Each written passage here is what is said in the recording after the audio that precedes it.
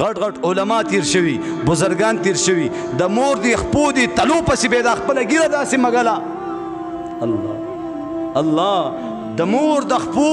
پسې چې دا کومه خاوره لګېدلې ده دې خاورې نه قربان شم موږ صحیح زموږ عزت به صحیح دا مور و پلار څوک غواړي زه دې جومات کې ناست یم قسم په رب العالمین والله بالله ثم تالله د والدینو خدمت شروع کړي که الله کروڑپتی نه کی الله رب العزت دی دا تنگ دستی ختم نه کا غربت ختم نشو پریشانی ختم نشو مشکلات حل نشو د زما عزتمندو د لاهور د پنجاب یو لوی زمیدار خپل واقعه بیانوي چې زه به انتهایی غریب وم بزنسمینو د دنیا ځمکې د دنیا کالجونه د دنیا سکولونه د دنیا دفترونه د دنیا کمپنۍ کارخانې تپوس کوي انټرویو تیالي چېرې دا دومره زه ته څنګه راورسېدې واورئ جي اسه وایي زما ډېره بې انتهایي غریبي وه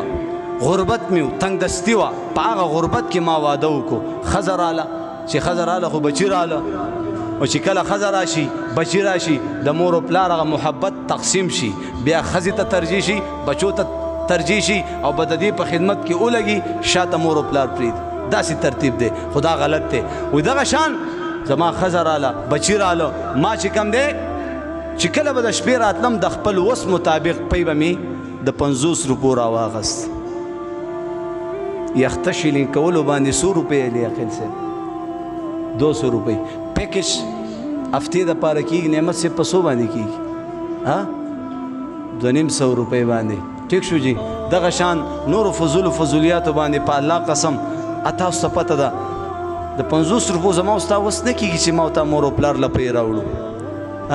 داسې به څوک وي چې 50 روپو وس یې نه کېږي وایي ما به د خپل وس مطابق کور ته به مې پی راوړو او د ښځې کمرې نه د بچو کمرې نه اول به د مور و پلار کمره کې به مې حاضري وکړه حدیث کې محمد رسول الله فرمایي که څوک وایي ما ته د حج ثواب میلاو شي د قبول شوي حج ثواب میلاو شي د خپل د مور و پلار د مخ زیارت دې وکړي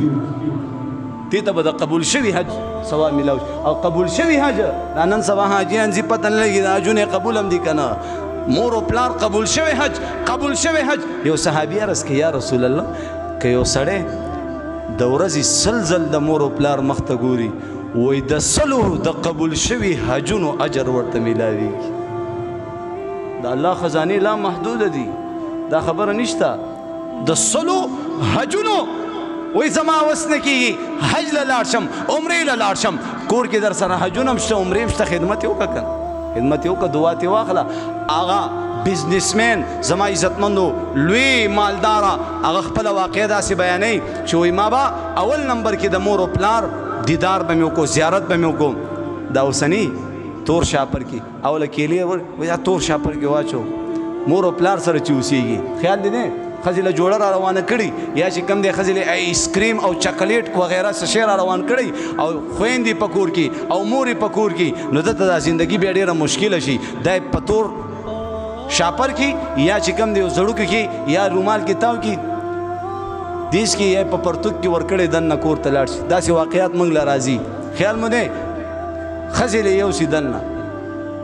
مور خو داسې مور و پلار خو زه د هغې د عظمت نه قربان شم په یو پینټه ګولۍ هم راضي کېږي بهرحال هغه نوجوان هغه زمیندار هغه مالداره خپله واقعه بیانوي چې ما د مور و پلار داسې خدمت کولو چې هغې ته مې پی حاضر کو پی به اوس کو هغې نه پس به گفتگو وشوه خبرې اترې به وشوي د بار حالات به مې مور و پلار ته بیان کو چې بار دا وشو دا مې وکړو دا مزدوري مې وکړه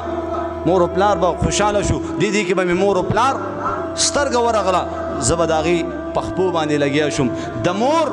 په سر به مې زور وکړو د والد صاحب په خپو به مې زور وکړو چاپي به مې وکړه والد صاحب به اوده شو مور به اوده شوه د پلار خپې به مې راواخستې د مور خپې به مې داسې راجمه به مې کې او په دې کې به مې دا خپل سر کېښوست دا خپل سر به مې پکې کېښوستو زما عزتمندو وایي هغه ځای کې به مې دا خپل سر کېښوستو او کومه مشکل کومه پریشانی څه ضرورت به مې و څه ارمان به مې و هغه ځای کې به مې خپل رب ته بیان کو سار به هره مسله الله حل کړې وه بهرحال انشاءالله خپل مور و پلار خدمت به کوو به خپل مال په مور او پلار باندې ولګوه وګوره په ښځه بچي لګې زه ته دا نه یم چې ښځه بچي پرېږده ورسره په مور او پلار خپل وس مطابق په مور او پلار خرچې شروع که به وګوره که مور او پلار باندې به خرچې کوو انشاءالله خدمت به کوو انشاءالله چې د چا بچي دي او د دې مور او پلار هم ژوندي راځه دا بچي دې م راوله او د مور او پلار مخامخې کېنوه او ته په خپله د خپلو والدینو خپې زور کوه داسې چې دا ماشومان تا ته ګوري دا ستا بچي تا ته ګوري سبا دې دا بچي راغټېږي قسم په رب العالمین دا بچي به م ستا دغه شان خدمت کوي بیا خپله ښځه د خپلو بچو په مخامخ مه وهه تا خپله ښځه د بچو په مخامخ ووهله نو ستا خو ښځه ده ستا خو پې حق دی سبا دې دا بچي راغټېږي دا چې تاسو دا خبرې اورئ چې یاره مور یې وهله دا ځکه چې زما عزتمندو دې بچو خپل پلار دا مور په وهلو کتلې ده نو بس دې م تېنه